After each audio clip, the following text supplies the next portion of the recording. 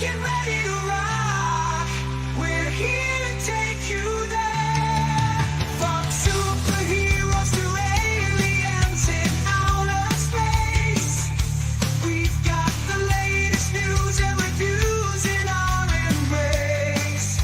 Turn on your screen, let the neon lights glow. We'll take you back to the 80s. Let's rock and roll. Sci-Fi Center, where the legends come alive. Get ready to geek out, let your imagination fly. We're diving into the past with a touch of modern flair. Sci-Fi Center, the ultimate pop culture lair.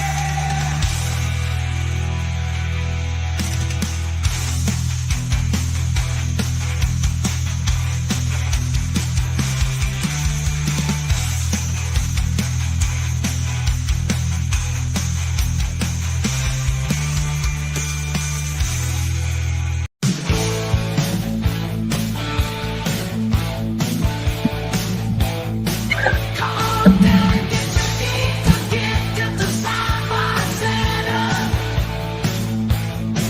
We got almost everything a geek could want at the Sci-Fi Center. You name it, we got it. Star Trek, Star Wars, Marvel, DC, and everything in between at the Sci-Fi Center.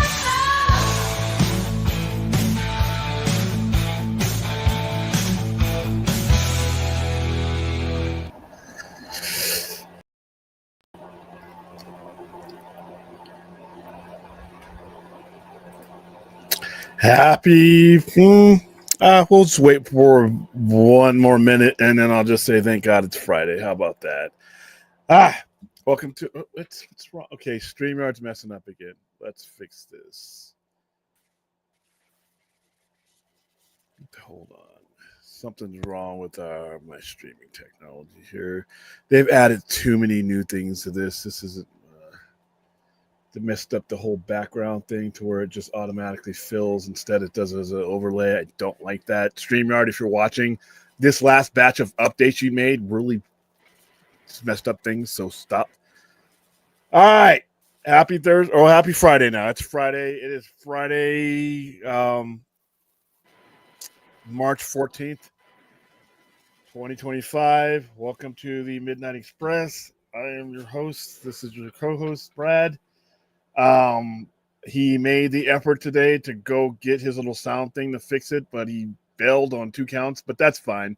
Probably be easier for you to get it through Amazon. Amazon will just I went ship to it right Walmart. to your door. Yeah. Well, I mean, Yeah. yeah. So, I gotta find one that this is a USB headset, and it's like the plug they put the headset into, and the microphone here. It's not a USB, so I gotta have one. Yeah, That, he's basically what Brad is going to order from Amazon is a USB to AC adapter. It's a little itty bitty black piece. Plugs into the USB female. Mail in from the AC adapter, goes right into the mic. You can also use them separately, though. You can use the headset separately, and when you go into StreamYard, you can go into StreamYard and you can the input, your voice, your mic is your mic that you have, so you don't need the adapter. You can just plug that in, and your headset would be your output device instead of your speakers. So you really could do that right now if you really wanted to. All right, so basically, I had a chance to take a look at this video. Oh, well, let me see how did the chat first. Brad distracted me. Duck. Hey, Clinton, glad to see you. I know you've been having some issues there. Glad to see you back in the chat. I can't wait for the next episode of Board Again. Only a few days away. I can't wait to see Frank's reaction to when he finds out cops are using this logo. It's probably going to be the same as he had in the comic book. So he's probably going to beat up some dirty cops in there. Because Frank isn't going to be happy about. Yeah, he's not happy. And even Marvel Comics wasn't happy. That's why they went with that goat thing, warthog thing, whatever the hell that was for a while. Hello, Ozzy. How you doing? Other Ozzy, what's going on? Anthony Manzano. William, how angry do you think Frank is going to be when he finds out corrupt cops? He's probably not going to be furious. Yeah, he's probably going to end up being the one that kills the dirty cop that did it. And I think it's going to be Officer Powell, no relationship there. So, how you doing, Antonio? There's a lot of people who have. There's a lot of service people that have Punisher tattoos. A lot of infantrymen have the Punisher tattoos. If you recall, American Sniper, the Navy SEAL, Chris, I forgot his last name, but he was a Navy SEAL sniper with 168 kills. He wore the hat and wore the whole thing, and he was one of the ones that popularized it. So there's a lot of people with those. Live action Lego. What? How? I don't understand what's going on. Live action Lego Batman. Oh, I think he's saying that like the Allstate commercial is like, which by the way, I haven't even watched this yet, so Yeah, I'm completely out of the loop on it. But he's saying, are you saying like this is the equivalent to Lego Batman in live action? Lego Batman. Isn't that on the ban list? What are you doing? Yeah. Let's see. Why does an MCU Spider-Man come after the Punisher? The Punisher, because it's two different shows, guys. It's not, like I said, this is not gonna mix well. The world that PG-13 safe to bring your kid to environment that they tell Tom Holland Spider-Man ain't the point blank gunshots, people being thrown off a building, people being stabbed multiple times, people having their head taken off with a car door. That's not the same thing. It is not really a good idea to just say, hey, we're Daredevil and here's, I don't think it's a good idea. You're bringing an audience, and a lot of people who watch Spider-Man and watch Spider-Man movies and watch that type of MCU have opted not to watch Daredevil. Both iterations. If you notice, the numbers are down in comparison to other things like that, and then we already discussed how many times that people have not watched the Daredevil. A lot of that has to do with the tone of Daredevil. That audience that's not their thing. It's not what they want to take their kids to see or want to sit and watch the family. Daredevil is not a family bonding show. So I wouldn't expect to see too much interaction with them because the audiences don't mix. Daredevil that shows a deranged show. It's violent, it's hyper violent. Even the episode that didn't have a lot of violence ended on a bang, literally. You got a crazy man, throwing knives at people, and then the guy he's fighting with knives going out. You have a guy, the body count alone on Daredevil is something that would probably cause somebody who a Spider-Man and a family fan, not to be together. So Spider-Man's not coming after the Punisher. I don't think the executives want to mix those audiences up.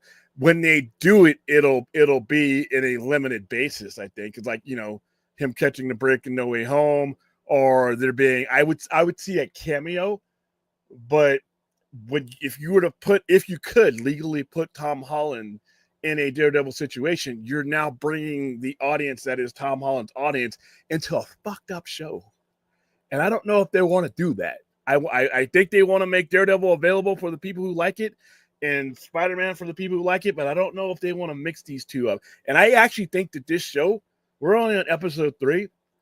I actually think this show is going to get more violent and even darker than it already is. So I don't know if they want to mix those audiences. That's just a theory of mine. Let's see, little Chuck Cage. Yeah. Bless me.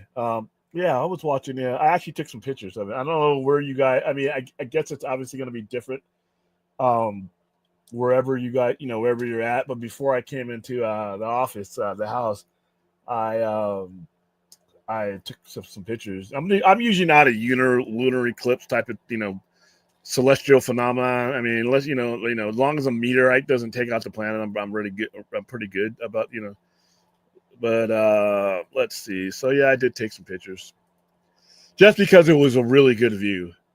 So that's a blood moon. That's what's up there right now. Yeah, there you go. So yeah, there's my astronomy for the night. I'll see you next year for that.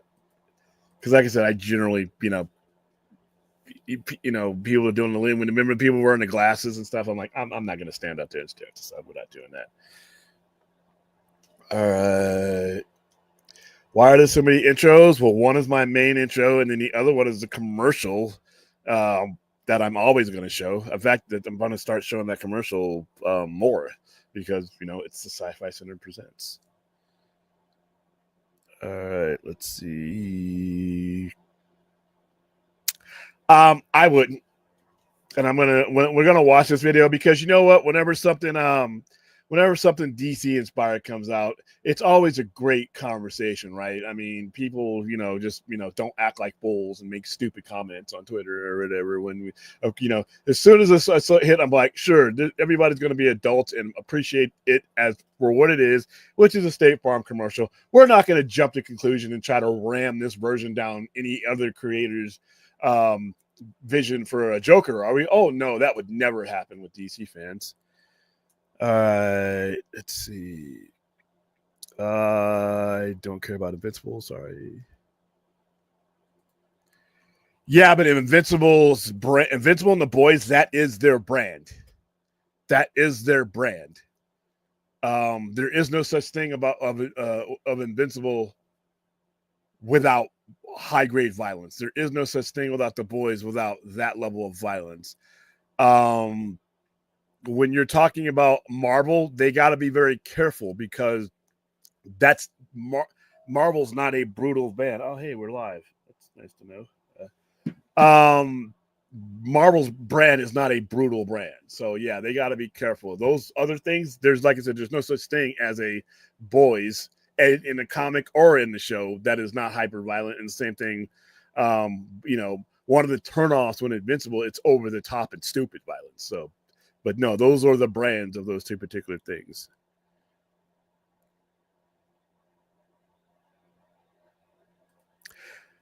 It's a commercial. It's not a movie. Do I want to see this anywhere but that commercial? No, not at all. All right.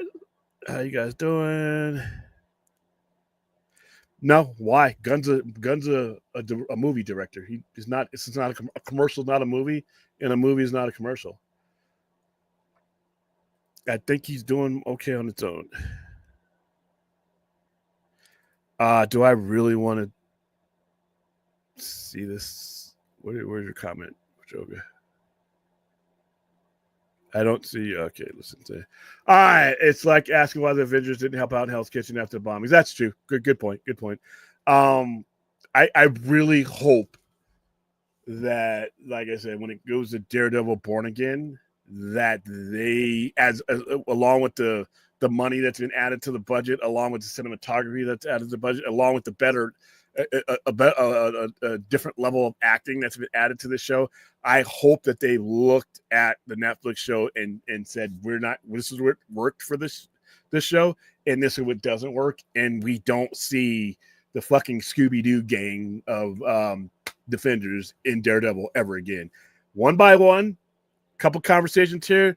Hey, I've heard you might be working on a case that might be related. That's it. And if you want to do Defenders in a full-on ensemble somewhere down the line, they don't need Daredevil for that. If they ever do pull the trigger to do that show again, and I doubt they're going to, I mean, the main guy is having a hard time trying. I don't think the less obscure characters or more obscure characters are gonna warrant that kind of money. It's just not going to happen. I don't think. Could be wrong, but they don't need to be tied up with Daredevil. So yeah, keep Born Again the tone that it is. And just him. By the way, guys, here my camera went off. By the way, guys, here's an article I had go up the other day where I talk about this really cool story where Iron Fist poses as Daredevil, and that might be the basis for. Doesn't matter. Is our MCU audience, do they care about this? I'm gonna bet no. We're having a hard time getting them to watch the actual main character that's not the Clutter. So now, why, if they weren't watching Daredevil on Netflix for whatever reason, why am I going to take a chance that they're going to watch the obscure Z-level characters that really didn't even need to be on that show? So that's great. If you think that enhanced the show 7 years ago, great.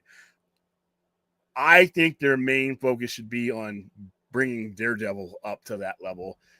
Do those other characters in another show. Put them in Hawkeye with the Tracksuit Mafia or something. I don't need them in. Oh in no! Daredevil. Do not waste them in Yeah. Hawkeye. No, But no, don't- no, no, no, no, no, no, no, no. But Don't put them in Hawkeye. But don't take up the 44 minutes I have for Matt Murdock with Not the Scooby Hawkeye. Gang. I don't need the Scooby Gang. Wherever you put them, I don't care where they put them. Just keep them out of Daredevil. All right. So let's see. I'm only going to answer so many questions before we get into the this commercial, which I enjoyed, because you know why? I can enjoy a commercial for being a commercial. I don't have to try to. This is the way this guy should do it. Why would I tell a director who has his position for a reason he needs to take notes from a commercial? I mean, some of these screenshots look pretty damn good, I will say. That's I fine. haven't watched the whole commercial yet. That's fine, but that doesn't mean whoever does Batman, any other Batman on any level, needs. I don't want creators, to be honest with you, taking cues from everybody else for that reason. If you're inspired by that, fine. But the only Joker I want to see a director do is the one that fits his character that he's making. That's it. That's it. All right. I mean, I don't need somebody's childhood Joker to be like, this is what it should look like. Listen, the complete versions of these characters in your head shouldn't mean shit for a future creator. No matter who it is, Marvel, DC, doesn't matter. Create the character that fits your vision of the story. That's it. I don't need a Cesar Romero. I don't need I don't need any other version to corrupt that directors unless he wants to let that in. There are directors who have used of different versions of characters. They've used comic book inspirations, but it should be up to the creator to design the character that fits his or her story. And when I lost this video, before I finished enjoying it, I'm like, then I scrolled down, and of course the stupid comments are there. So, all right, let's go ahead and watch this.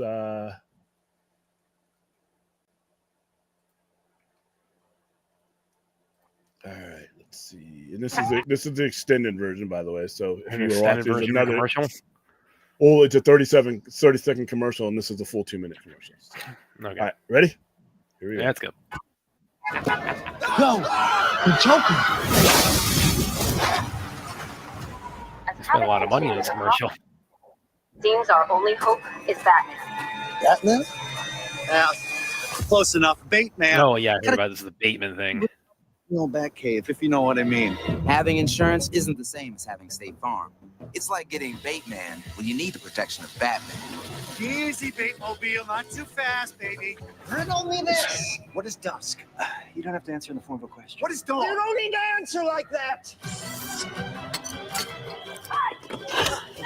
Do something, bait man.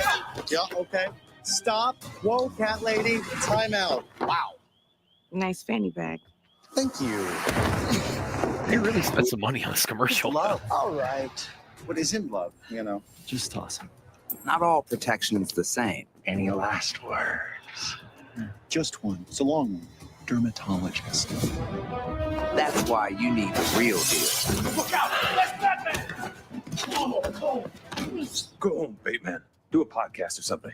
That's hurtful. Citizens need help as vandalism spikes. Police Never say play that with the poison suspect ivy. is Poison ivy. Someone's a flirt. Bateman, please.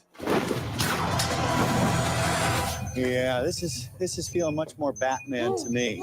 Are you serious, bro? When it comes to protection, you wouldn't settle for Bateman when there's Batman. So don't settle for just any insurance when there's State Farm. Don't touch that. Well, now I want to touch it more. One more. Oh boy. Party clown. Listen, if we're gonna be roomies, no juggling, no magic, no balloon animals. Aaron. I don't want any weird clown stuff, okay? All right, that's a great commercial. They spent some money on that commercial.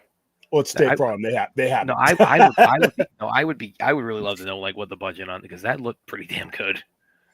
You know, I thought of this while like as we're watching this. You know, this thought You're gonna love this. This is the. I don't know if we're gonna get demonetized. By the way, it is a widely available commercial. If I give up. This occurred to me like this is my DC related reaction to that as I was watching it. You know what I thought?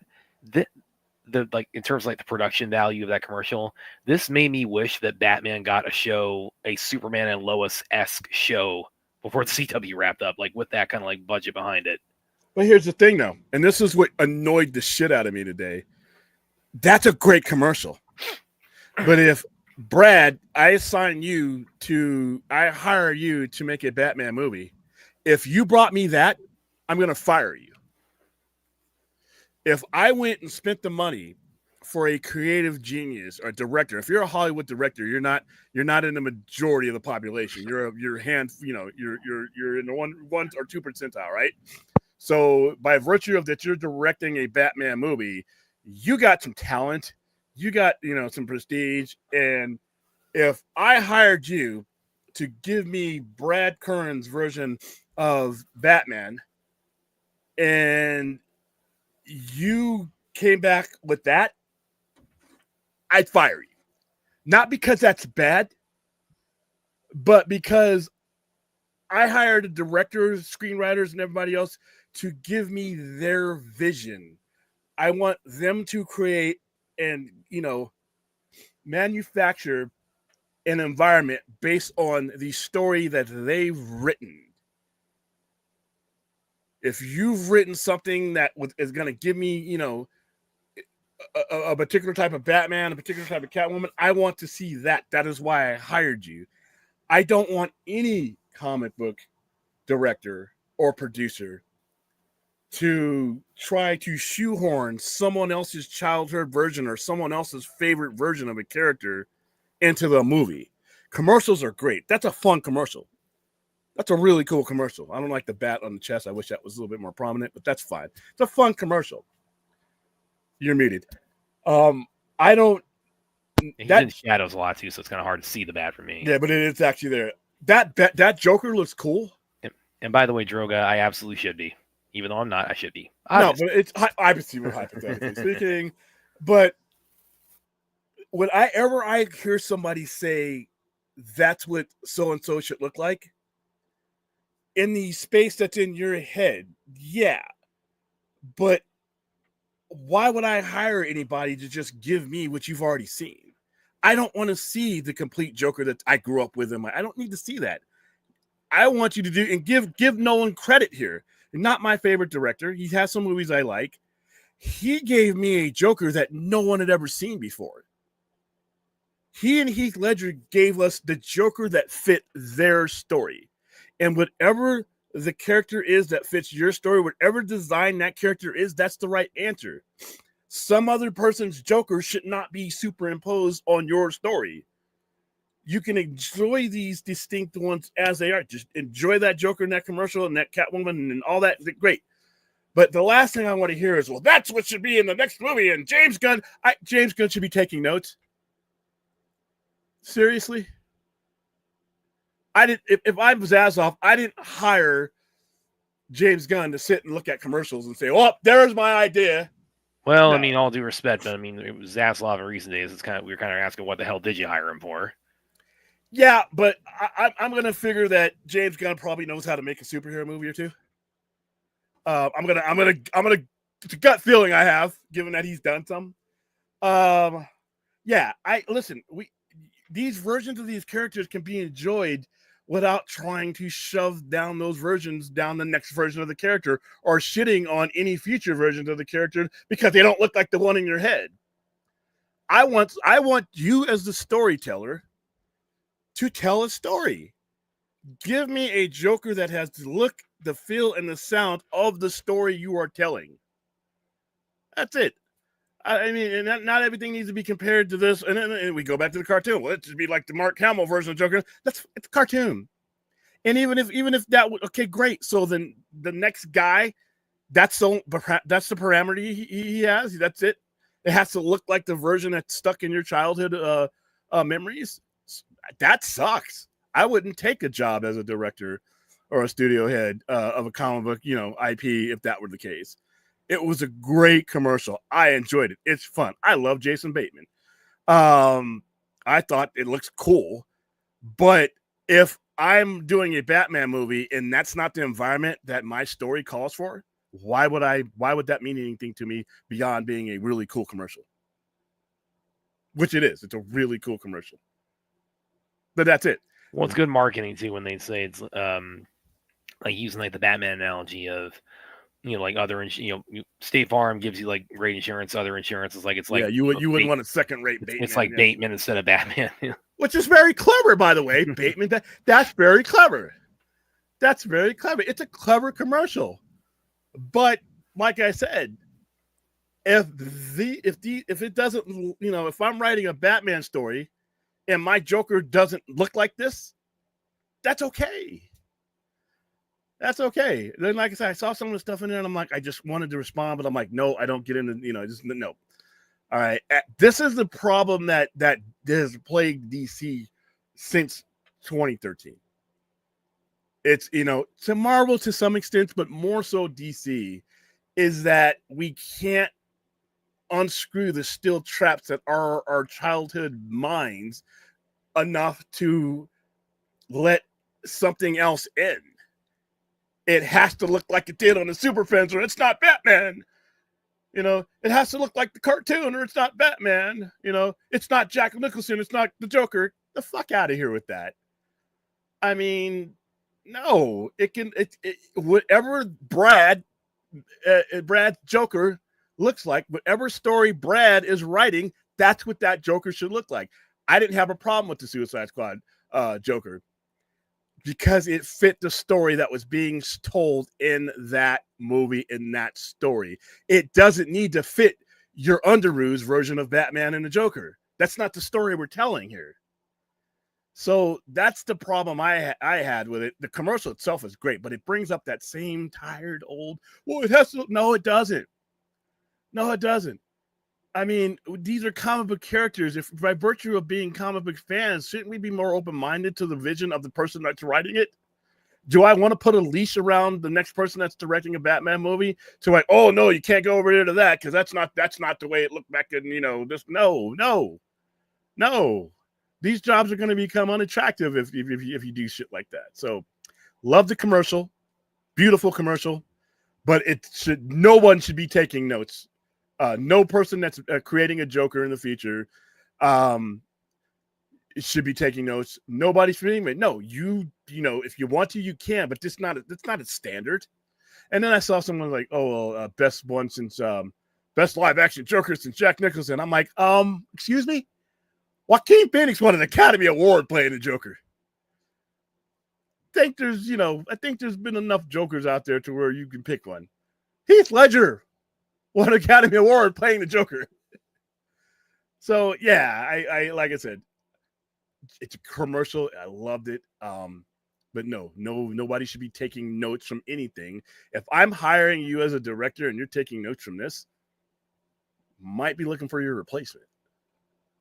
Maybe I made a bad hire. So I'll hand it over to you, Brad. Well, I mean, my thoughts, I don't think, we're quite that expansive on it. So that's, again, the main takeaway I had from this is like, I want to know what their budget was on this commercial. Cause again, this is just probably one of the most polished, commercials I've seen in a really long time. Again, I mean, because it does look very cinematic. I mean, they clearly I mean, how many Batman villains did they pack into that? They had Riddler, they had Joker, they had Poison Ivy. I don't know who else did they have. Catwoman.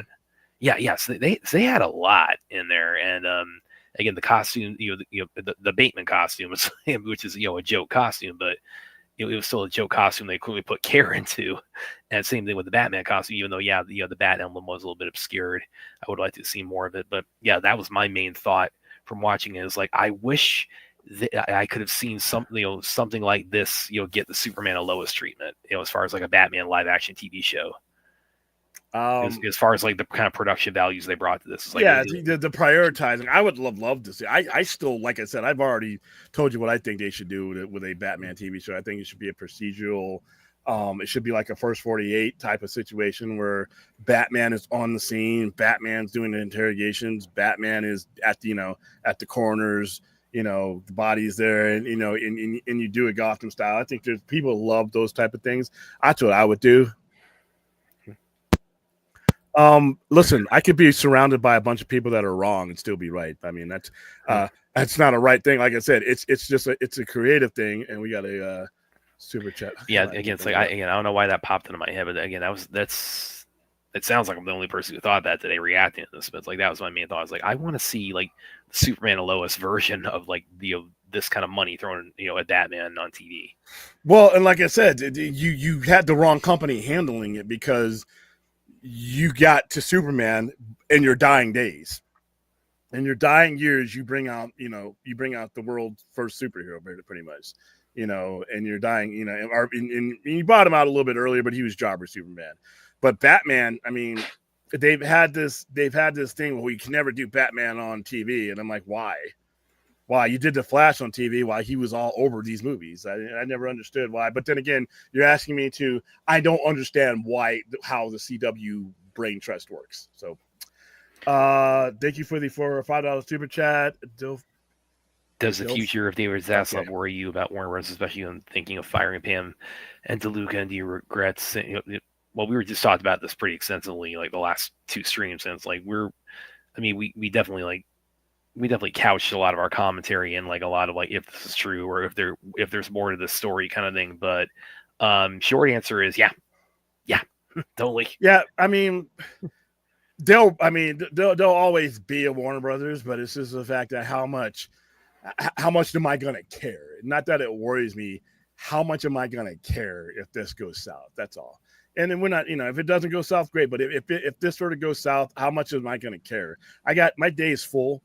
My mind is full. There's a lot of things entertainment wise and entertainment value out there I could be doing than going through the motions when it comes to these type of things and these type of situations and the way that they're structured.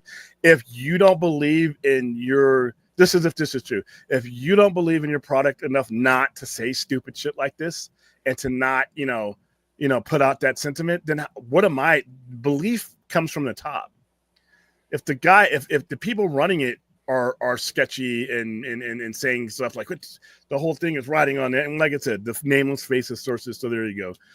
How is the consumer supposed to feel? You're supposed to be selling this to me as a consumer. So I would like a little bit less stuff coming out. The sky is falling right before about the movie comes out. Yeah. And I need you to hold people accountable when they start talking to these nameless faceless people. There's only so many people that have certain information. This kind of reminds me when it starts leaking like that, then you need to let that person go. But this kind of reminds me a little bit of like in the lead up to when the theatrical Justice League was coming out. We had the rumor mill was like it was so rampant with things like Ben Affleck's leaving the role or Zack Snyder. He was essentially fired, or the extensive reshoots that Joss Whedon's overseeing. Which now in hindsight, we know that all turned out to be essentially true. But again, the fact that they just let it.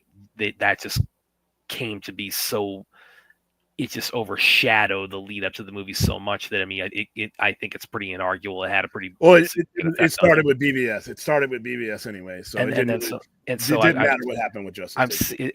This is striking me as like this is like I'm smelling a little bit of blood in the water, similar to what that kind of embodied.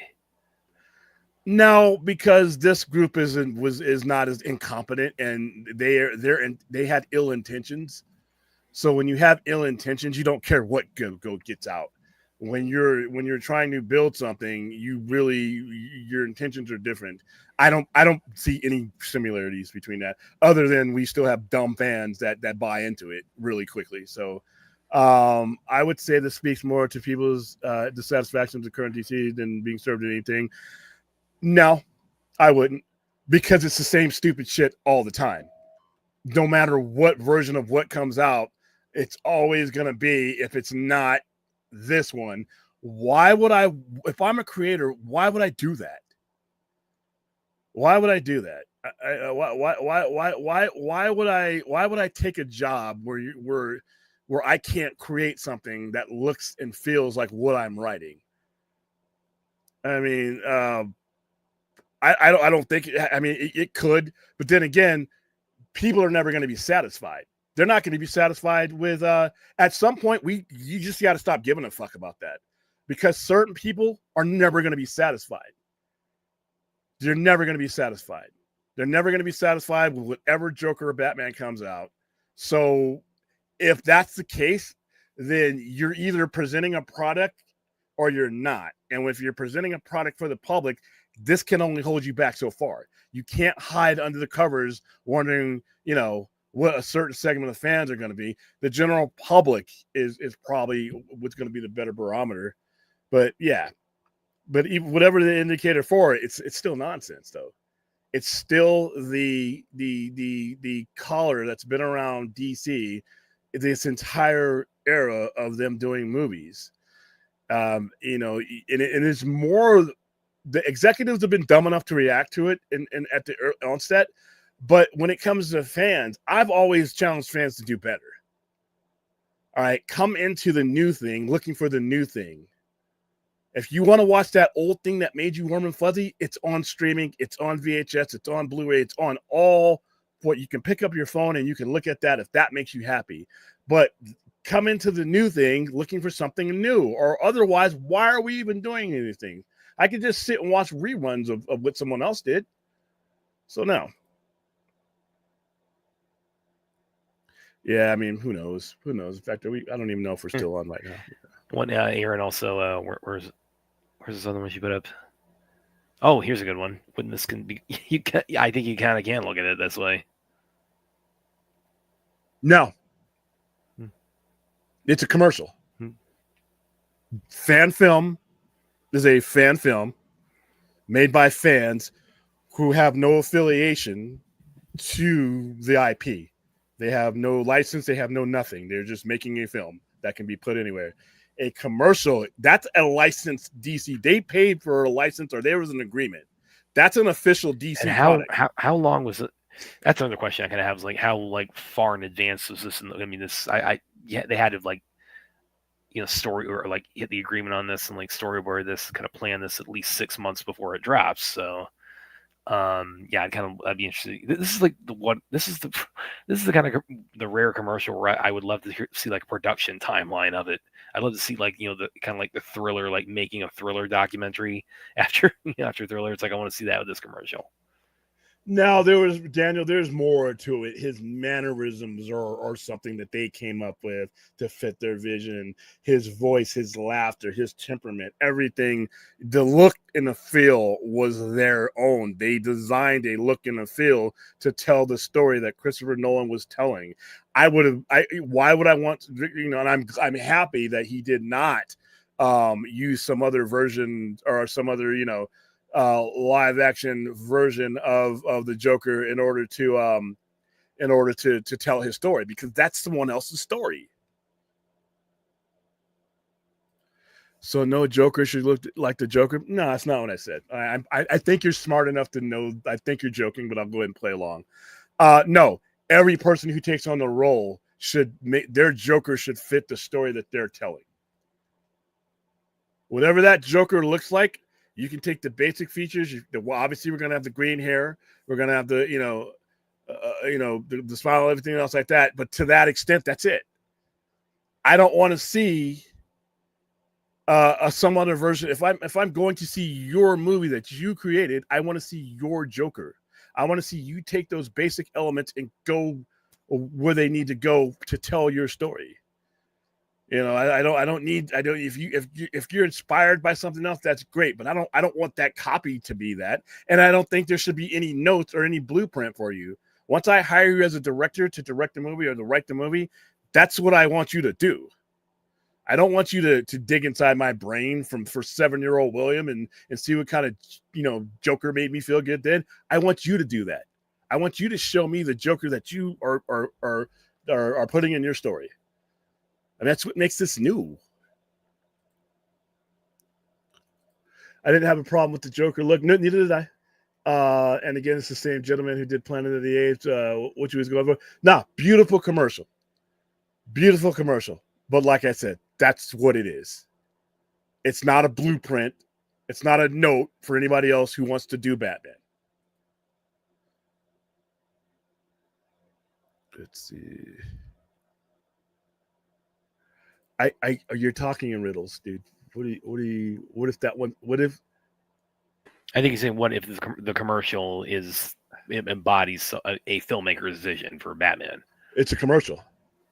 Then Or when what if their vision like looks like what that commercial is? Basically, I think is what he's when saying. they make a movie, we can answer that question. That's a commercial. Whoever's doing Batman Brave and the Bold in creating his own Joker, I don't expect to see anything like that. Now, if this commercial maker goes on and is that guy, totally different story, because that is a creation, and I expect that person to be able to extend that, but I doubt that. It's commercial. Hold on, I'll be right back. All right, you guys got me until then. I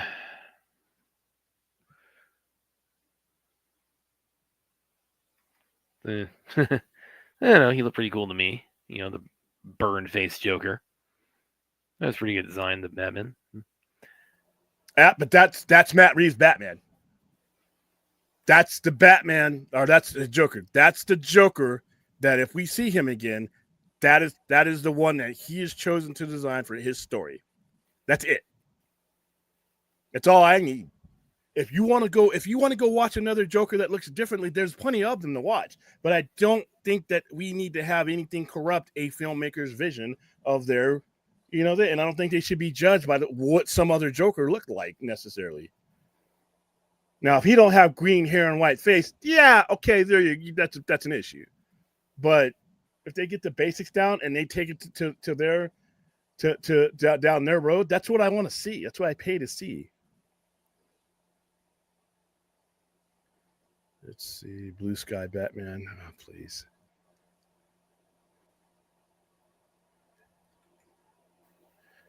All right, I'm skipping some of these comments. There's some of the same comments that annoyed me earlier today.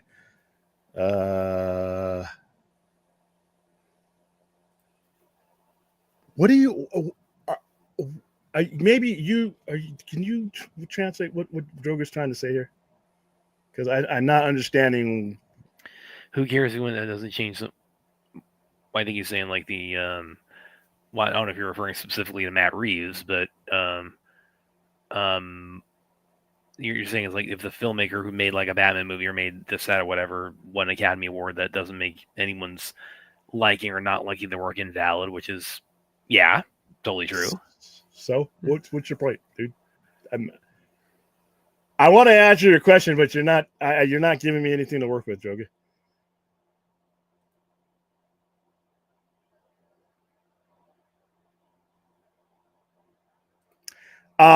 I still prefer Nicholson Jacqueline's movie, and that's what made that great. You're talking about two all-time great movies that inspired it, but not completely copied it. That's what made Joker great, is they took elements. And that's what made Joker 2 not so great. Well, no, because he went in a different direction. I mean, if you make different decisions, Joker 2, in my opinion, this is my opinion, but I'm not Todd Phillips, it's not my movie, should have extended into the city. It took we were in Arkham for way too long. The singing and dancing I didn't have a problem with, but the fact that we were basically going over the same stuff that the first one did instead of expanding on the story. That's my problem. Well, I mean, like the whole thing about like, I mean, the ending, the ending definitely pissed. The ending was definitely a miscalculation. I mean, the ending pissed a lot of people off, rightfully so. Because the ending is like that. That is just like the ending is just stupid. It's just so, yeah. It's the, like, you talk about like what would be like the logical way that Arthur Fleck's story would continue after Joker, and there's a myriad of different ways you can answer that, but this ending was not one of them in Joker 2. We already know comic accurate. We've known that for almost 20 years now. We already know comic accurate can work in live action. I mean, just pretty much every comic book movie, for better or for worse, is recognizable. I mean, I can recognize any version of the Joker I've seen in the last 15 years as the Joker. I can recognize Heath Ledger's Joker as the Joker. One of the things you guys got to realize is that the movie maker is not writing and drawing a comic book. They are making a movie. And there are certain elements that work in a comic look and feel that you should, as close as you can, but still tell your story. The IP should be recognizable. Like, I should instantly be able to look at your Joker and say, that's the Joker. But how you get there is your own way. If I tell you, okay, all I need, without looking at anything, the Joker has green hair and a white face and a crazy smile.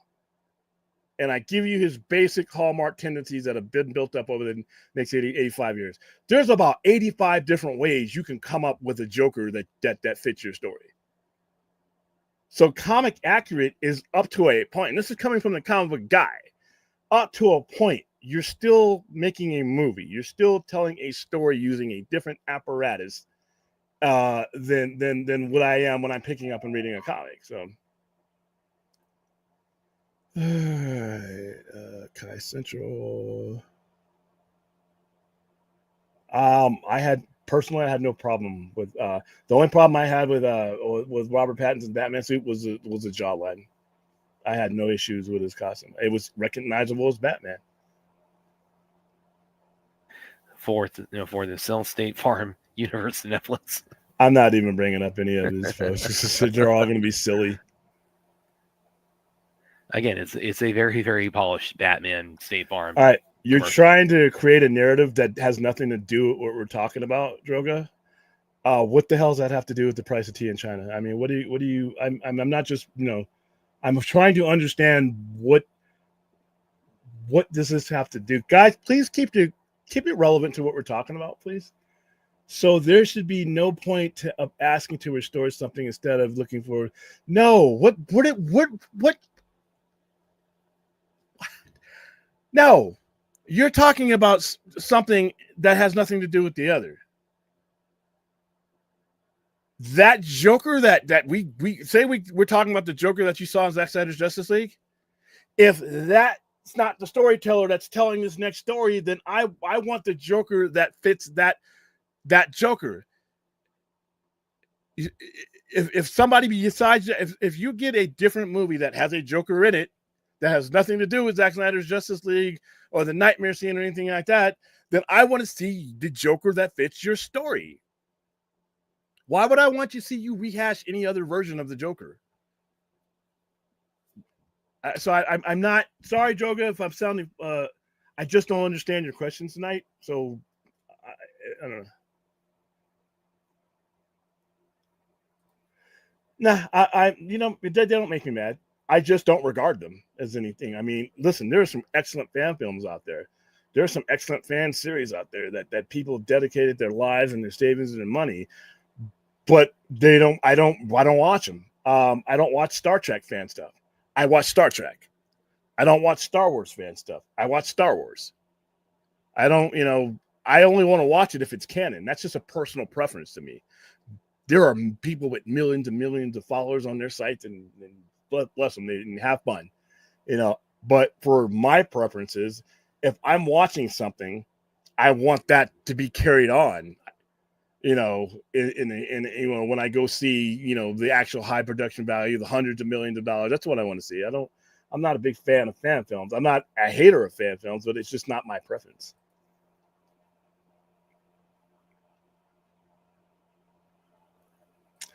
I don't know if that was a commercial that should have been in the Super Bowl.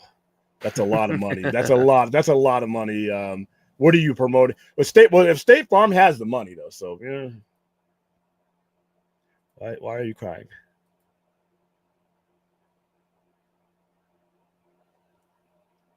Okay, here we go. It's been a while, so I'll read this one. What do you say? What do you call a snowman after hitting the sauna? A glass of water. Oh, Jesus.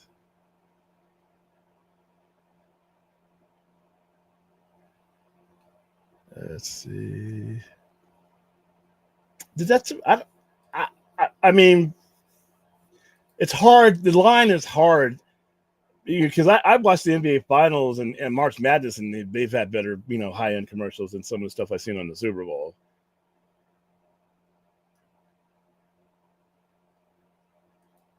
Yes, so do I. I 100% agree with you. I appreciate the thought and care and the level. That's it. That doesn't have to lean into anything else, though. That doesn't have to be an indictment of, oh, that's any of that. That can be its own thing, and the next person that does the Joker can look at this and say, "Great commercial." And it looks nothing like that, and we would be fine. Oh, once again, Chuck, we've been in that era for a while. We weren't there at the beginning, but we're there now. Dude, every comic book character now literally looks exactly like. We've gotten past the whole we're afraid to be ridiculous shit.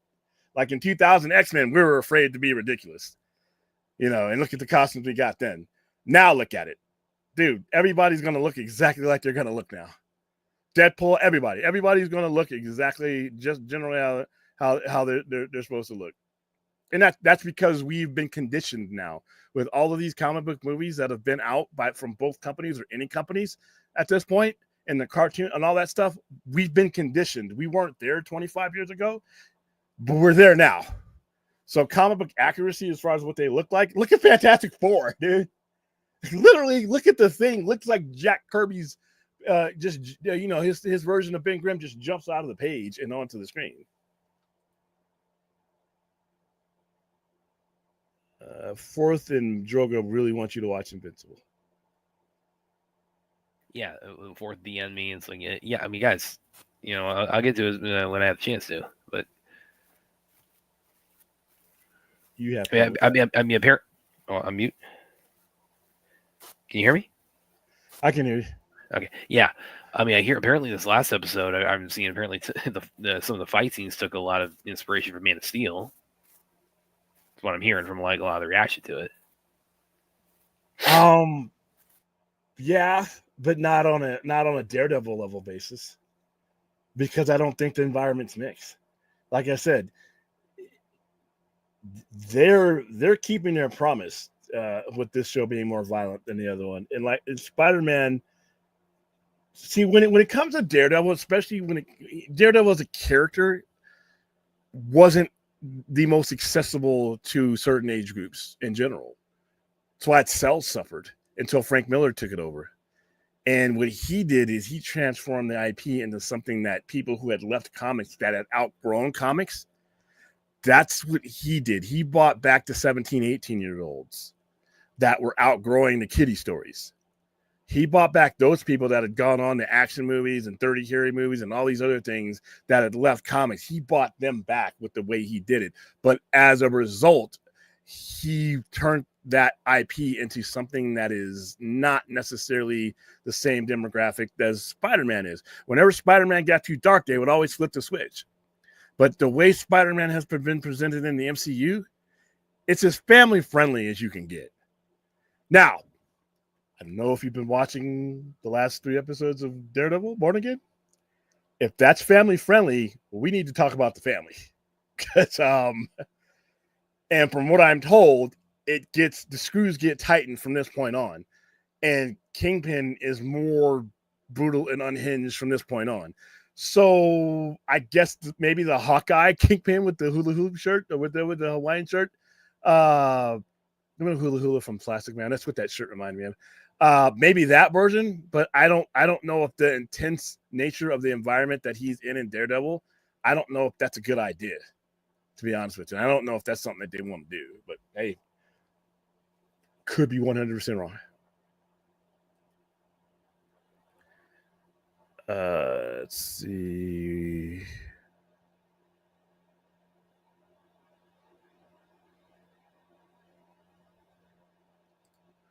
Well, yeah, you spend a while on a statement, so when you get some of these comments, probably true. The only way I could circumvent that is just to not answer comments in the chat, and I don't want to do that, so I'm going to have to find a happy medium. Aaron says an Aussie pizza store just created a new pizza that has oranges on it. Let's see. Aaron is like, can it really be as good as that pineapple pizza, though? Come on. See, this is what I mean. You're joking because I know the school. That's what I mean, though. But there were, like I said, going back when I talked to somebody at the store today, it's like, did you see that commercial? So we watched it there, and I'm like, yeah, it's a great commercial. But no, I mean, everybody's gonna have their different takes on these characters, and they should be. That's it. Just like you respect the version that's in your head, the new one. And I don't think DC is ever going to reach that level until its fans reach that level. There's only so much that the executives can do for an IP, no matter how well the IP is run.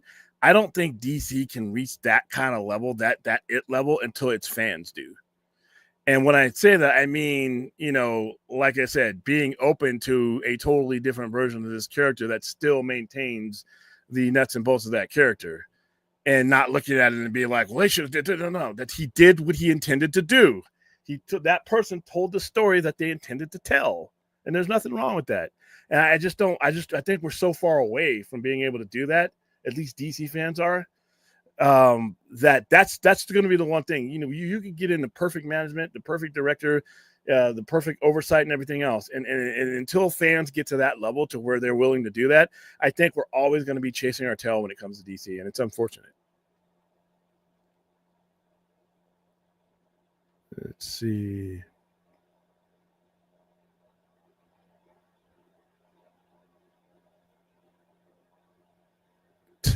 I agree. You guys are just weird. I don't want to open panel.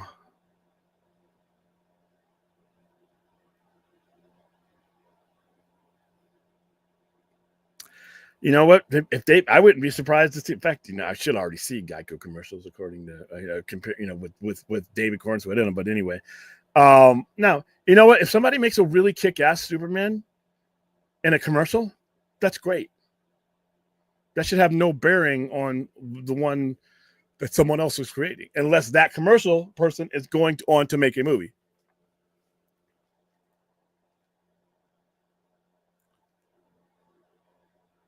Oh, it's a State Farm Bruce. Yeah, that's going to get it more. That's going to cost some money. I don't think we're. I know State Farm is doing well, but do you want to be spending all your cheese on commercials?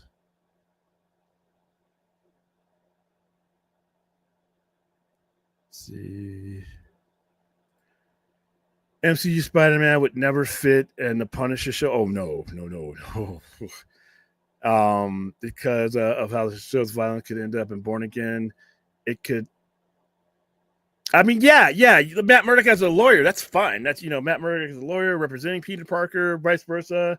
Maybe a cameo, but whew, I got to cleanse my head and watch something happy after I watch Daredevil, especially that last episode. I needed to watch something else. I turned on Fallon or something. It was that the last scene in that episode tells you probably not something I need to see Spider-Man in right now.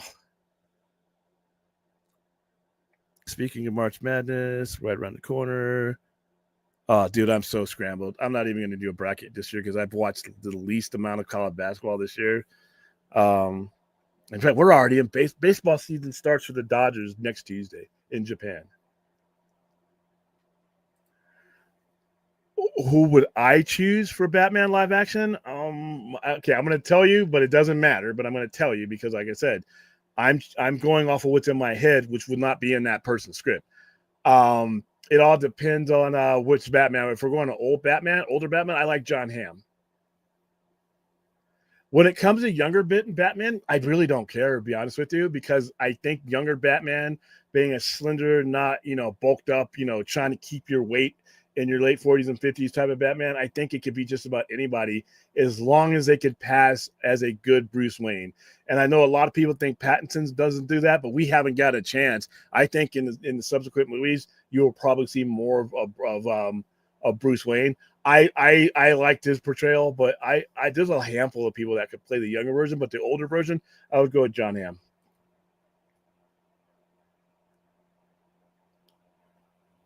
Need a sports show on the channel. A lot of the stuff is retreads. Sorry. Yeah, it is. It is. Super chat here.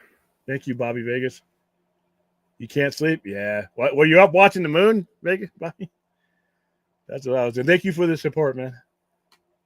And thank you for showing the love. Fantastic Four looks like. You know what, dude? I'm headed towards that shit then because I think Fantastic Four looks great. It looks fun. It looks like Fantastic Four It looks like I feel when I read it, but then again, like I said, I can see it in it being dog shit. But from what I've seen, it's meeting my expectations so far.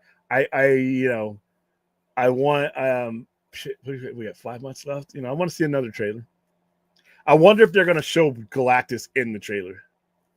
I'm just curious.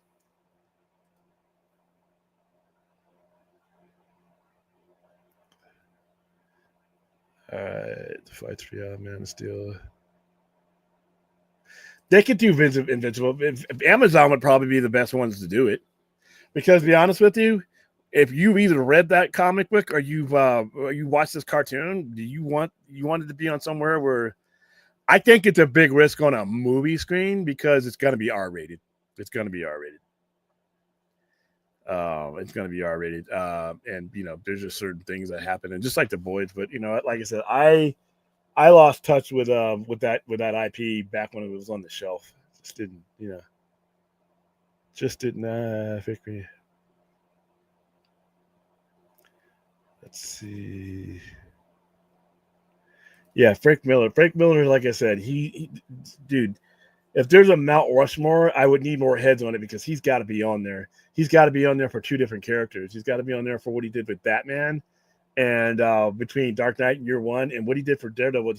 There's very few people. There's a lot of great artists and a lot of great writers, but there's very few of them that literally revolutionized the IP that they're on. I mean, Todd McFarlane for Spider-Man, that changed the game. When I was collecting comics as a kid, Todd McFarlane, Spider-Man sales were doing good. They weren't great in the mid 80s. They were doing good. I mean, you had Kraven's Last Hunt, which was the last major storyline to take place before Todd McFarlane and David Michelinie took over. Kraven's Last Hunt was good because it showed you they were showing the risk that they took in that storyline was like, woo. But Todd McFarlane's vision and how Spider-Man should look revolutionized the game. Frank Miller's tone for Daredevil, what he was willing to do, and like I said, the difference between look at how watered, in my opinion, watered down Karen Page, what he was willing to in a comic book where Frank Miller was willing to go at Karen Page, that's revolutionary for the 1980s.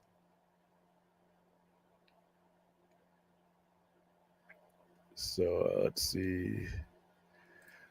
William, the answer lies within Elseworlds where multiple continued fans. So that you're not gonna do. You are not gonna get a disagreement that for like a year, if not longer, on here. I think right now, out of nowhere, when I'm watching a fucking whatever I'm watching, I don't care if I'm watching wrestling, whether I'm watching this soap opera, whatever it is I'm watching, out of nowhere, that Elsewhere logo should show up, and then it disappears.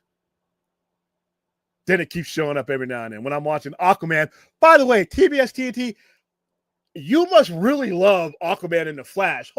Guess what's on this weekend? But anyway, when we're watching those movies and those, like, hey, State Farm commercial, anything, Elseworlds. No explanation, no nothing.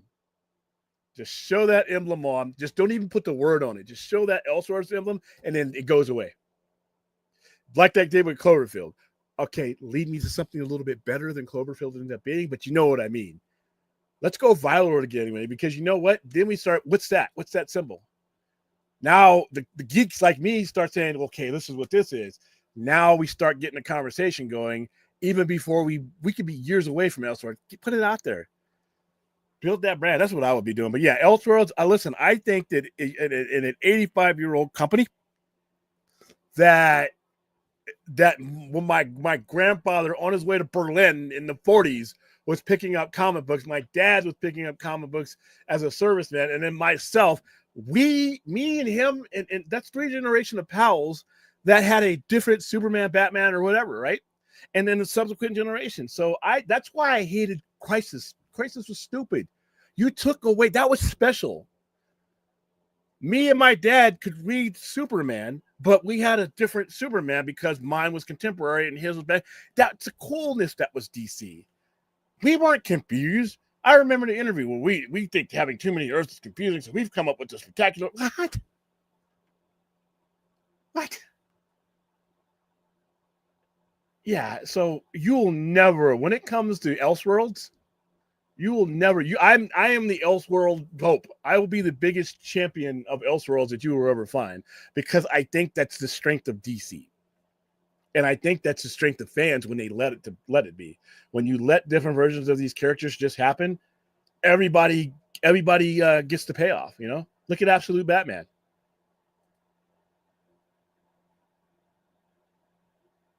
Okay. I got somebody in the chat that wants me that's pranking me to read their comment, but I've been at this for a little bit. All right. Yeah. Yeah, I think I need to put that person in timeout. I got a sense of humor, but when you're grossing out our chat, when you look within our chat and you're grossing them out, you know it's time to go. Vigilante's getting capped. One major vigilante coming back who will no doubt be capping Minnie. I can't wait to see him again. I can't express how much I love John Barenthal's Punisher. And then I went on a Punisher reading spree the other day just to get me familiarized with it. Now I see the comic with his voice. I hear his voice now when I'm reading that fucking comic. Let's stay away from the of course you and Brad. It's probably one person on the list. Bren Foster. Well, I mean, we're doing the Life of Fighting watch party. I mean, like Spidey. He would work, dude. He would work. Definitely, he would work. He definitely has the. He would be what he would be. I mean, if it is possible to top the Warehouse, Bren Foster might be one of the only people on planet Earth who could accomplish that. And that is a very high bar to meet. I'm going to say something that's probably going to piss you off. It may not piss you off. The scene, the stairwell scene in Daredevil is better than the warehouse scene in People. Okay, William decided to let me take over the show for the evening. No, look at it. And obviously, I love BVS, but that's a quick scene. Well, I mean, joking aside, well, I mean, I think a lot of it's got. Yeah, it is. Well, it's a quicker scene, but it's also because there's a little bit more of an immediacy too, where like Batman's trying to rescue a hostage. He's trying to rescue a hostage, and I love. That's a compliment to that scene in Daredevil, because I do love that scene where he comes in and Batman basically fucks those people up. But when Daredevil's coming down and he's going down the stairs and going through that, and there's people just coming out of everywhere. Every door that comes out, there's somebody coming. And there's one guy. This is like the equivalent. Like there's the one guy who gets hit with a crate and like it's thrown against the wall and there's blood on the wall after. I always thought this guy is like the kind of the equivalent. There's one part where Daredevil gets a guy with the chain that's on his arm. Yeah, that's cool. But it's also like I do kind of question whether or not that guy made it because he falls. Like, I don't think so. But hey, no kill rule, guys, no kill. But here's the thing: the thing that I like about Daredevil's fights on the show is they illustrate the fact that he's not using his eyesight to locate somebody and jack him. He's when he's throwing the Bullet Club and he's nailing a guy, he doesn't need to turn. I want to see so much more of that in Born Again. I'm so glad we're getting that. I want to see the echolocation. That bullseye fight, that's what I want to see. I want to see the side and the cards and whatever bullseye throwing all breaking the sound and all that, and then Daredevil just dodging him and doing whatever. I want to see him actually beat the hell out of Bullseye from his. I wanted us to see it from his point of view. That would be great. Joking aside, because when I did this, I was like paying off William's thing. Brad's going to be like, I wasn't like trying to diss William there, to be clear. William said, "Oh, Brad's going to hate me," so I thought, okay, I'll capitalize on that. Guys, you don't have to be. If you're watching this show and you're taking us seriously, stop. If you're watching this show, if you're watching this full on a YouTube channel with a lightning bolt down his chest and buttons with me with a crown on him. And by the way, somebody somebody is gonna like clip that and say it's like don't take us seriously. It's like, well, I guess when William like talks about business, we don't have to take him seriously now. No, you know how you can say I'm serious about business. I'm still in business. I mean, that's the only really test. That's the only reason the way I can really equate that is the fact that I'm still around. So, but when it comes to we're talking about this stuff, it's just a fun conversation. Don't be listening to it and then going to burn your comic books because I said something about the comic. Do you think really we might get? Because I mean, the first fight in Born Again, that is a one shot one. Do you think that's going to be the one shot, or they're going to do any more in Born Again? I hope they do a couple. I don't want to see any more one shots that way because I don't think there's any more we can do with that. And I want to see more angle. I want to see more wide open fights. And if you're going to do a one shot, so say if we are going to do another one shot, which I don't want to see, then that has to be echolocation.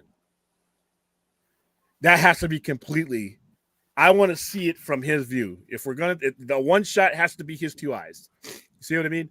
Otherwise, we've done it. We've seen it. How many? It's literally like a thing. What's going to be the annual one shot? No, let's do something. You got way more money. You got money. Let's go crazy. Yeah, going back to what you're saying about the Sarah Rowland season 2, it's like that was the thing that always kind of like, as much as I love that scene too, but I mean, I always did kind of think about the guy gets like hooked around the neck by the chain and then pulled down onto the next flight of stairs, because that's like a good probably like 30-foot drop he took.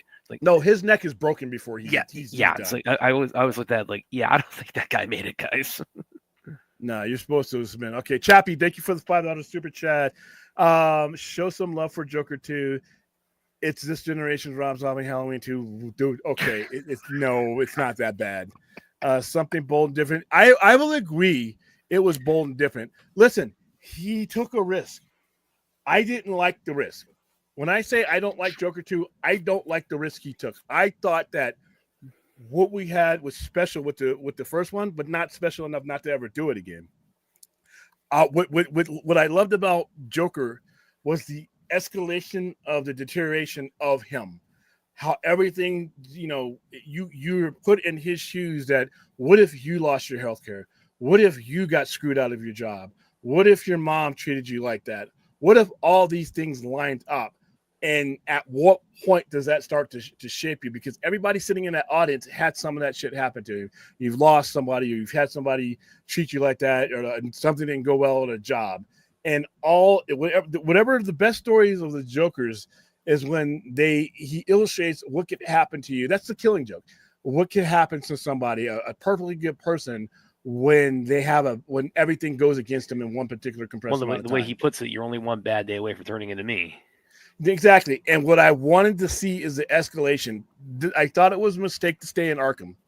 I thought that he should have been escalating out. I thought the cops and stuff, there should have been cops in there that were his foil. I thought there should have been, mass things. I mean, I thought that the natural progression of Joker did not happen in the sequel, and had it would have been a much better movie. That's all. But thank you for the $5 super chat, Jeff.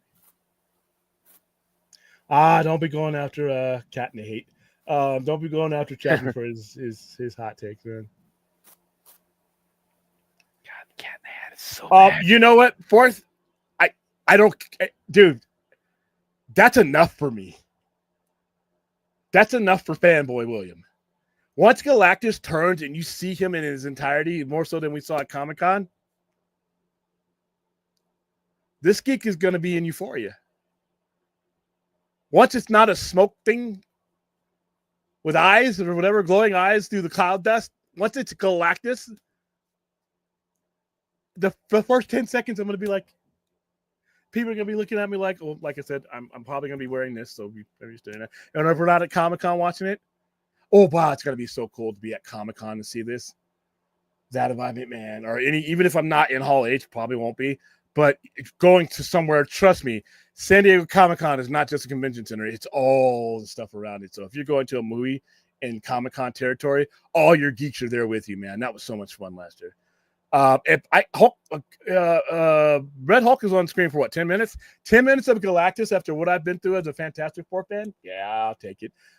I don't think it's going to be like that, though, because I think he's intertwined with the movie, and I have my suspicions about who this version of Galactus is, and if it's who I think it is, he ain't going to be just Red Hulk level. He's going to be throughout the movie because there's something there. Certain scenes in Joker 2 have rewatchability, but as a movie, no, it doesn't. And the pacing, I don't like the pacing. The pacing in Joker 2 is, like I said, you felt the intensity escalating. I didn't feel it in this one. I didn't get the feeling that I was on. I was going for that ride that I was in the first one, and I think a lot of it was the decision making he went with the story. So, what do you think about that, Brad? Pretty much the same, yeah. I mean, to the words out of my mouth, the pacing, the escalation, you just not in the direction where it's like was a logical extension of what he went through in the first movie. Yeah, the more I think about Joker 2, the more I don't like it, to be honest. Yeah, and I was so disappointed with it. I can agree with him. Invincible comics had way too many subplots and random stories, and the show stripped down focus. Of course, yeah, and like I said, I there's a lot of things that I like when Invincible sold when it was new, and like I said, I love selling the trade paperbacks. But as far as narratively goes, the story wasn't for me. The art style wasn't for me. But I got a lot of people who love it, and like I said, when I say I'm not into Invincible, I don't hate it. It's just like there's so many things out there. They make variety for a reason, but I can appreciate the following Invincible has. So. All right, well, hey, listen, Chappie, I'm not bringing it. You keep bringing up Cat in the Hat, you're going to make Brad mad. Chappie, hey, well, we got three Aussies. Chappie, we did the damn watch party, and that is it. Yeah, it's not like we didn't watch it. Dude. We are not watching or discussing that abomination against nature. Rhea's review was the best. Yeah, it's kind of mean spirited, and she said it with her chirpy voice. I just felt kind of mean spirited. That's kind of like saying that that the North Pole is a little bit chilly. Hello, everybody from the world of Oz. Hope you're doing well. Hey, like I said, we got 3 Aussies in here. I gotta have a drop. I gotta start getting drops when we have all 3 Aussies in here. It's kind of cool. I mean, and we can get more Aussies too. I want some New Zealanders. A lot of you guys are watching this show from around the world. I've seen my analytics, and Phil, I know some of you I'm actually airing at a decent hour. So feel free to come in and whatever platform and say hi, because I love the fact that we're being watched all over the world. I still can't believe. Thank you for watching us, because to be honest with you, the way I look and sound, for you to give me any of your time of day, that's kind of cool. So just drop a line, say something. Jesus Christ, should I have even brought this up? Maybe if Hollywood were more sexualizing, these boys would stay off on Hollywood. Okay, I'm gonna. Oh, you talk. Okay, I got you. Because the person's comment is no longer here. Wonder Woman should be in a travel insurance commercial because of all the issues these fans are causing. Yeah. And be honest with you, I think these commercials are kind of cool. I liked seeing these as a kid, but like I said, whatever Wonder Woman would come up in that commercial, if it's a 1970s version type, with a Linda, what's her face? I grew up Linda with Carter. Linda Carter. Damn, I mean, we definitely grew up with Linda Carter. That would be cool, but the point of when I was talking about the other commercials is that like I don't want to see that anywhere else but a commercial. If that is not the version, doesn't here's Cat in the Hat makes Brad mad, and Vince says Cat in the Hat makes him mad. I will not eat them, Sam. I am. No, because Vince, I can still see them on my end. So yeah, I mean, I do not like the Cat in the Hat. It's a really bad movie. It is. I don't like the Cat in the Hat Hat at all. The movie is a piece of shit. I'm not even trying to rhyme at all because the movie does not deserve any rhyming. The movie is really that bad. I hate the Cat in the Hat so much. What day is What day is St. Patrick's Day on? It's coming Monday. Oh, we're not watching Cat in the Hat. No, that's I escaped that kind of shit. I'm thinking Leprechaun. Oh, okay. And not just any Leprechaun. You know which one it's got to be. It's got to be the greatest Leprechaun movie ever made. One of the coolest creative horror movies ever made. It's got to be Leprechaun in the Hood. That movie saved that franchise. I'm going to tell you a horror story, and I think I've told it before. This is back in the VHS days when we were still doing the Blockbuster thing and all of that. I'd go, on the way from the store to the house, and I would grab a movie. And I love the Leprechaun series, right? I love them. It's 4 kids. They're fun. They're stupid and they're fun. It's just kind of fun we had. I think it was Leprechaun. Was it Leprechaun 3? I think it was Leprechaun 3. Mm. It just had a generic, it looked like they photo, like a photo printed they photo printed a picture of him and then the logo of Leprechaun. I think it was Leprechaun 3. Hold on. Leprechaun 3. So I get this home because we know what a lot of times you'll get something from the video store. You'll get something from a video store and you'll just basically, you'll trust the cover because you know it's not going to be the greatest thing in the world, but you're looking for something to do on a Saturday night. All right. So the title says Leprechaun 4. Doesn't say anything else. Got my pizza going, I got my 2-liter going when I still drink that much soda. I'm kicking back. I'm like, this is going to be fun because I hadn't seen Leprechaun 4. I guess this got released. This didn't get released in the movies. This was back in the era where straight to VHS stuff was starting to make a lot of money. Sit down, push play. So far, everything's going okay. The logo, Leprechaun, pops up. In space. I was so pissed. I was speechlessly pissed. I was like, are you, because I knew, younger me even knew, in 1997 me knew that once you go back to space, it's over. Unless it's a Pontiac Fiero, apparently. Right? Once your story takes place in space, unless you're Tom Cruise and you want to do a Mission Impossible, because he's done everything else. There's nowhere else for him to go but space. But once your horror franchise, if it's not based in space and it ends up there, it's over. Case in point, Jason X. It's over. I was pissed off. I ended up watching Leprechaun 4 later on in life. I didn't watch it that fucking night. I was so pissed. I took it out. I put it back in the case, walked down because the video store was right around the corner. And I'm like, dude, you really need to take a magic marker and put in space on this. I know it's going to kill the sales because that's why you guys did it. They knew that if they put Leprechaun in space, nobody was going to watch that. And I ended up watching it 2 years later. It was horrible. Leprechaun 4 in space, it's horrible. It's horrible. Warwick Davis was in it. In 2096, a remote play. Oh, it's horrible. The first one still has I'm telling you, the first one's got to have one of the best lines, one of the best one-liners. They're like, "Hey, Lep, fuck you, Lucky Charms." Oh, that was lame, dude. No, all the great lines in the Leprechaun. Okay, so we took Leprechaun in space, and we ruined the franchise. I thought it was over. I'm like, okay, I'm officially done. Leprechaun in the Hood comes out with Ice-T, the great Ice-T. And I don't care what Martin Scorsese says is cinema. That was cinema.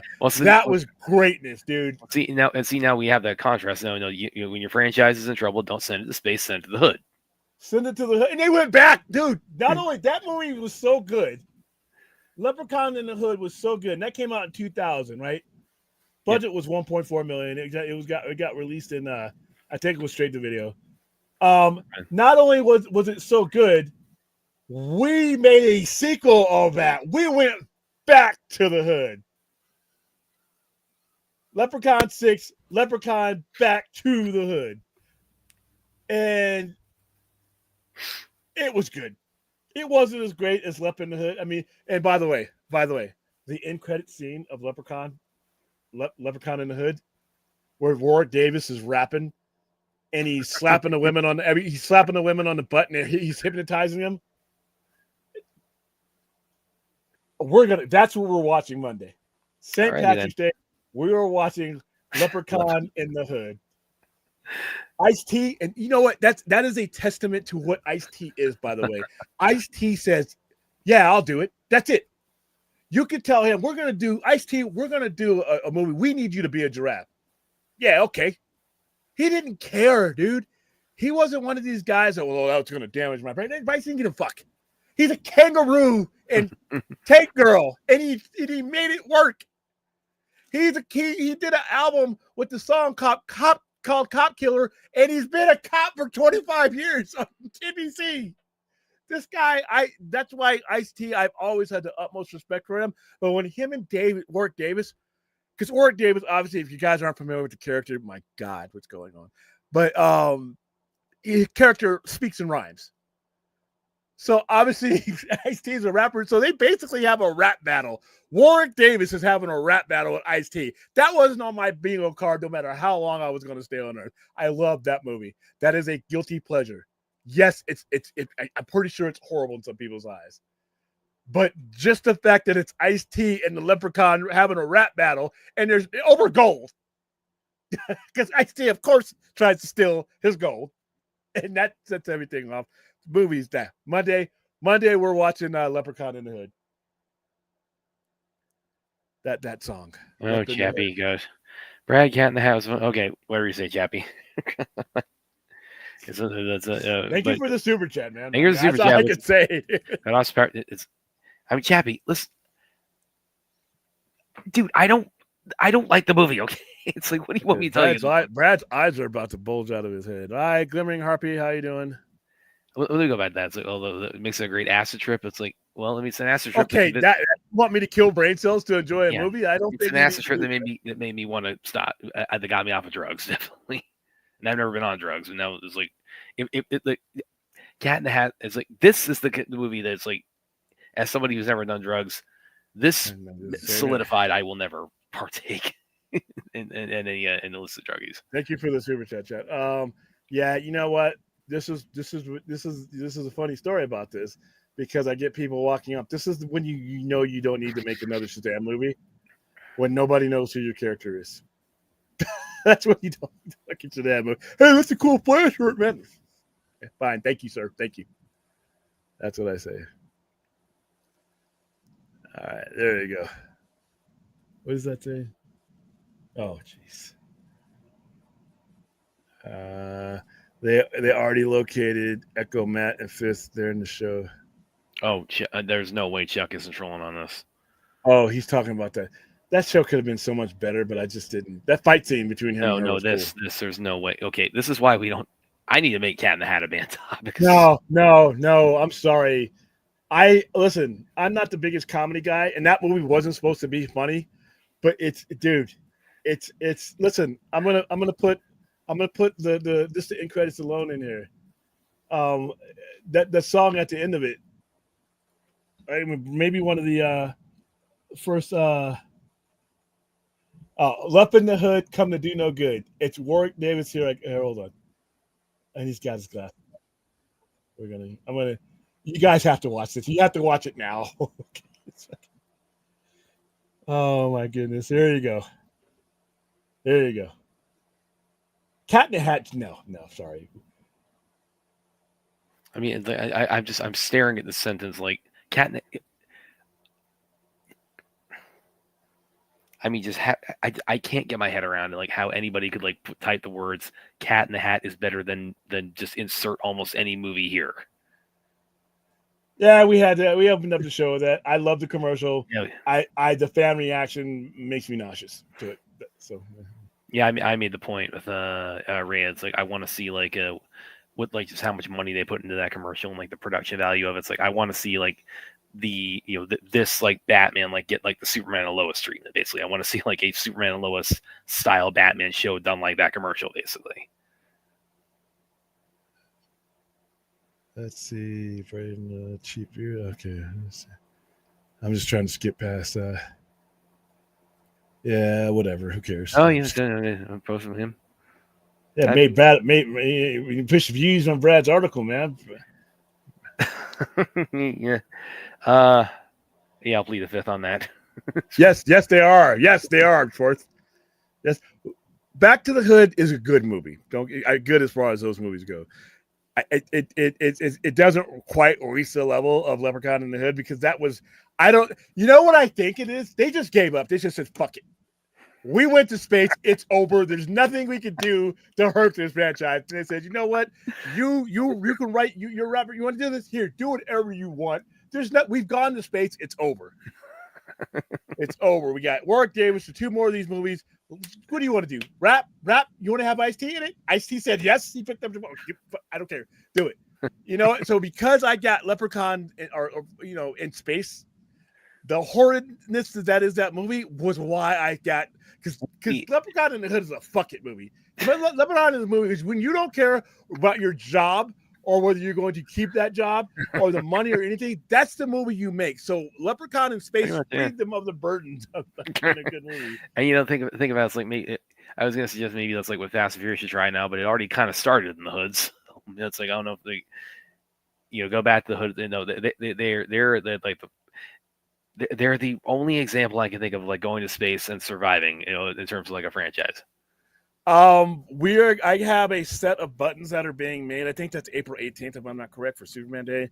I have a set of buttons. The same thing I did for Batman Day. So each button is it's gonna start with the original symbol and go all the way up to the current symbol and up to including the James Gunn S that I hate, but it is a symbol. I also have the Kingdom Come symbol buttons. I already have the buttons made, so we're gonna be handing out buttons and we're gonna be handing out some artwork. I'm gonna pick an artist to do some sheet artwork that was exclusive to the Sci-Fi Center that we do every year, and then we're gonna hand some stuff out.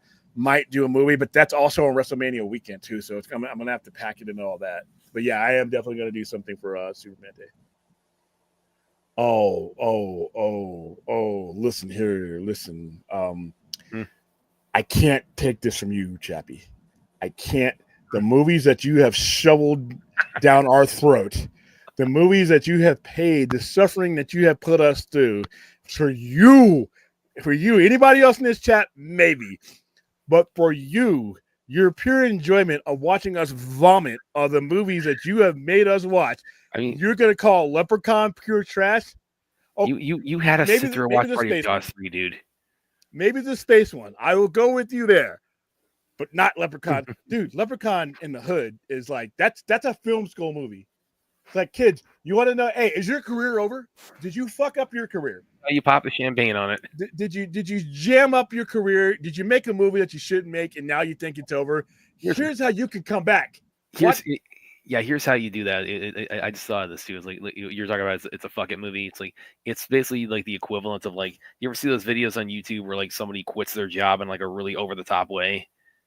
It's like that's kind of like that's what the Hood is. Throw their desk through the window.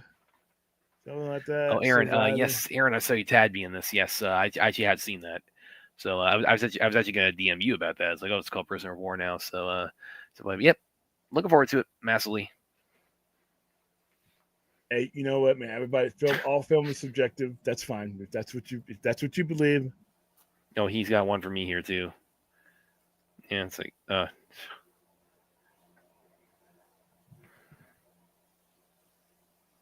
that now you just know that's a fourth. This is the fourth 1000th influence on the chat. I am glad to see you alive, dude. I'm glad. That's. I know. We've been talking about the issues and everything else. I'm glad to see you here in the chat. I was more than happy to see the duck at the beginning of the chat because I hadn't seen it for a little bit. Yeah, it's some serious shit. So, like I said, Wishmaster got out of control. The first 2 Wishmasters were really funny. Especially when he was like, he literally had a guy fucking himself. He bent him up and killed him that way. But those movies are clever and they were hilarious. They kind of got stupid though. So Beastmaster's a classic. I mean, it's a Conan ripoff, and it's just another reason to see Tanya Roberts rest in peace naked because that's all she did in those movies. Sheena, that's all. That was your lure into the movie. What's this movie about? Oh, Tanya Roberts. Okay. What? Whoa! There's what? Amityville in the Hood. Hold up here. Hold up. I don't know how you found this. What you were looking. She found it because she's my baby sis, and she that's gets creepy. it. That's on the ban list. The hell it is. That's recent too. Oh wow! There's a trailer for this. Hold on. Wild Eye releasing. Oh shit! I know it's violent. Wild Eye releasing does not. Actually, I can't even play this trailer. Actually looks pretty good.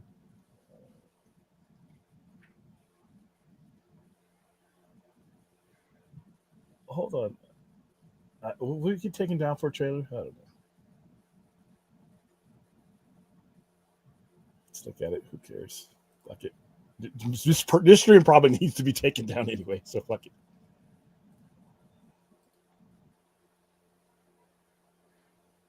And we're gonna get we're doing our fucking thing. We're just gonna play it and get take it down and demonetize. I'm calling from Amityville. Did you say Amityville, where all those murders took place? The painting, the toy monkey, that Amityville?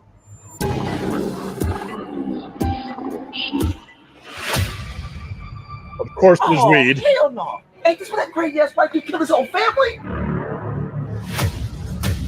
I want to know what happened to that weed. I sent you to New York to bring it back for you. It's on some whole other level. Of course. It seems a new strain of extremely potent marijuana has hit the streets in the city of Compton. We have reason. You had to be confident. Strain is coming from that house in particular. She became somebody else, something else. I want the rest of it found and brought to me. Now, you hear me? I will do whatever I need to do.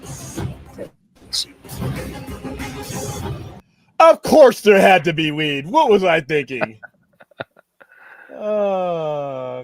Can't have a black folks horror movie. We got to have the weed in there. And that's like, it's prevalent. It ain't just a blunt or two. It's the whole yard. Yeah, this is like where the guy in Cinema Sins like makes the good joke. That's racist.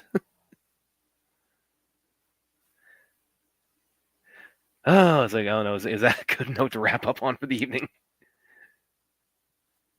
Yeah, I think we went too far tonight. You know what? Hey, Amityville in the Hood, take us down. Like, if I get a notice that this stream needs to be taken down, I ain't fighting it. If you want to brat us on this stream, fine, fuck it. Oh, what Aaron, spreading the gospel there. I guess, Aaron. Oh my god. I mean, I'm a terrible way, but still okay. This actually looks good in a terrible way. Yeah, that looks like it. That looks terrible in a terrible way. That looks like a student film with a budget. Yeah, with weed. And that's how they got the budget, by the way. And the weed's glowing. Oh, that's horror. That's glowing weed. I got to get me some of the, literally quoting, I got to get me some of that weed. So, oh, Jesus. And of course, the weed is what haunts them, I guess. What the hell? I'm about to watch people. Oh, the haunted weed horror movie. You know, there are strains of weed. Okay. I guess Aaron must really start something. Well, hey, when you take us down, we just got you guys new viewers, man. I may have to reach out to you and be like, we should get your residuals now. What the hell? And you know what? Like I said, and when the one guy says, "That you? No, hell no! You mean that house where that guy killed his whole family?" That's us. That we would not be going in there. But of course, he's going to get the weed, so he's got to go into the haunted house and risk his life for the weed. What is Wishmaster? It's literally a movie that with a genie. This lady who she breaks this thing and she lets the genie out, and he keeps terrorizing her because he has to grant her 3 wishes, and once he grants her the 3rd wish, he's going to ascend to this all power and this evil and stuff like that. So she doesn't want to do it, so he keeps fucking up her life and all these horrific things to give her the wish. The first one was very clever. I'm not going to spoil it. It is an older movie, but the way she outsmarts him in the first one was really kind of cool. And I thought it was a clever movie. The first 2 were cool. It got into some silly stuff like that. And then I think they didn't even have the original guy because he walks around with this creepy smile that he has. And Wishmaster is actually, if we ever start doing late night horror movies again, Wishmaster is one of the ones, at least the first 2 that are good. Cat in the Hood, that's probably already been made. Guys, that's an actual movie. Oh, I believe it. It's on TV. I can see it on TV now. Yeah, it's an actual movie. It's clearly, I mean, it's debatable what it is other than that, but you noticed it too, Music Man? Yeah, Ray, watch it and review it. Watch it and review it. What yes, the cat is. God bless Tubi indeed. The genie. All right, that's it. So, in the event that this stream stays up, and there's no reason that it should, Please like, subscribe. I don't know if I want you sharing this one, but if you are compelled to, go ahead. And have a good start to your Friday. Okay, Jack. We are not doing we are not doing Jaws Revenge. Okay. Lep in the Hood was not supposed to be any level of greatness. As Jaws Wayne said, 3 tried to be. In an era that gave me Jason squeezing a guy's head so tight that the eyeball, I was ready to jump up and catch Derek's eyeball. All right. When he shoots the harpoon and kills Shelly after he's taken his mask, his iconic mask, I'm doing this. When the shark comes out and stops, I'm ready to throw my popcorn down. I looked at the old man. He looked at my sister. We almost got up out of there. So, no, there's no comparison. Thank you for the constant support. Thank you for the super chat. But no, Chappie, no. Yeah, the No. Raid in the Hood, absolutely. Well, I mean, it's in a Basically, it takes place in I there, know right? it's in an apartment complex that's overseen by a crime boss, and it's full of killers and psychos. So I mean, the Raid kind of already is in the hood.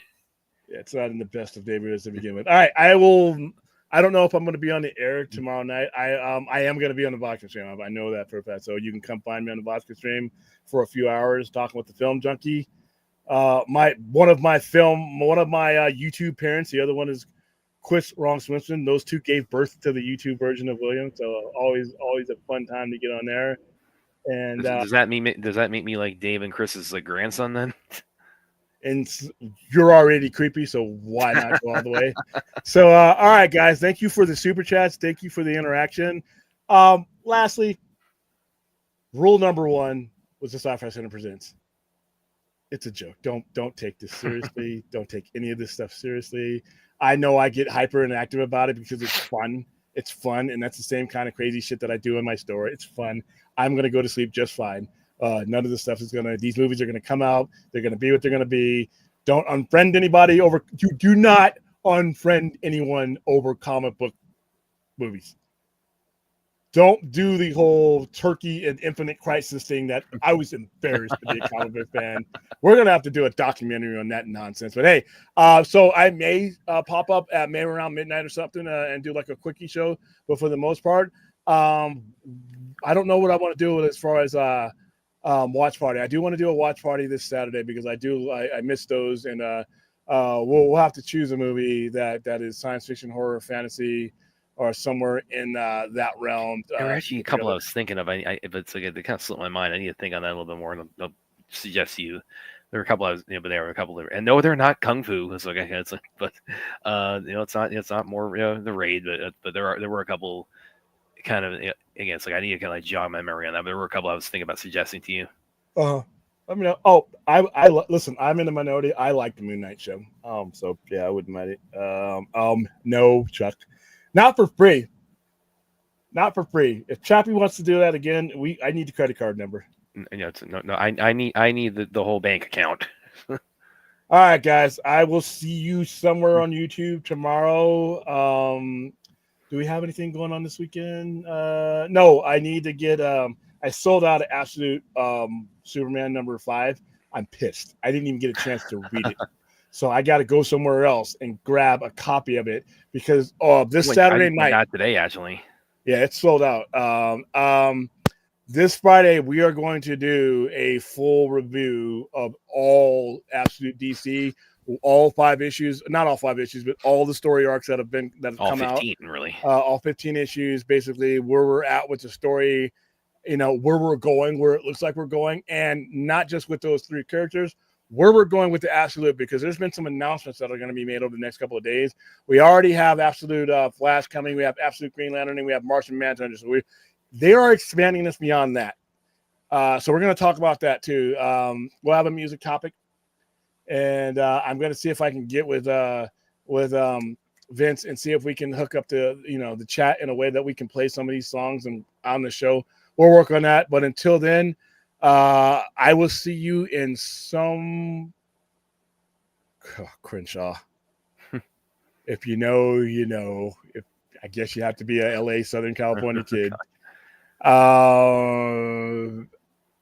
I gotta get that out of my head. Good night, everybody. Good night. Good morning. Have a good Friday, and we will see you throughout the day. Later, guys.